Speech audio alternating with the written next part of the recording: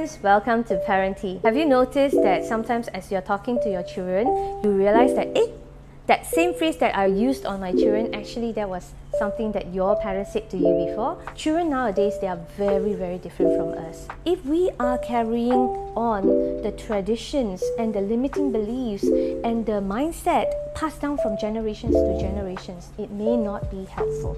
How do you get yourself to be more conscious? First, what is your limiting beliefs? What are you imposing to your children? Your action may reflect that, and they picked it up as a signal. These kind of behaviors or limiting beliefs doesn't just resolve itself. This is very important for you to be conscious of. Number 2, be conscious of your emotions. What are the triggers that you have emotionally? For example, if your child talked back, you reacted with an outburst. Are those outcomes what you wanted? You need to be conscious of this emotion trigger. Number 3, be conscious of the repeated behavior or pattern. Are you constantly doing certain repeated behaviors? And again, what's that trigger? Is it working? If it's not, let's change it. All these emotions and patterns are really old conditionings that doesn't help you. You know it's not going to help the next generations.